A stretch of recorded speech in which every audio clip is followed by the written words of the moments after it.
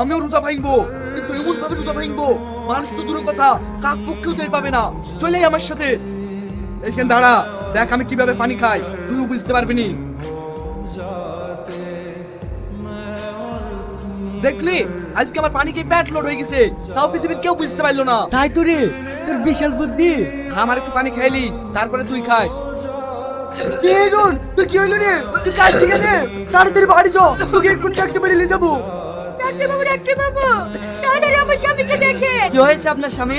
দেখছেন না, কাশি বন্ধ হয়েছে না? ঠান্ডা লেগেছে নাকি? ঠান্ডা লাগবে কেন? ভালো মানুষ গা ধুতে গেছিল, ডুব মেরে উঠে কাশতে লেগেছে। ঠিক আছে, আমি দেখছি। কি ব্যাপার, আপনার গলাতে চাঁদা মাছ বেঁধেছিল কেন? তা আমি কি করে বলবো? তুই বলবা না তো লোকে বলবে নাকি? সত্যি কথাটা বলো না, রোজা মুখে ডুব মেরে পানি খেতে গেছো নু? তুমি ঠিকই বলেছো ভাই, আমি সারা পৃথিবীর কাছে লুকিয়ে পানি খাইতে গিয়ে সবার কাছে ধরা পড়ে কেন।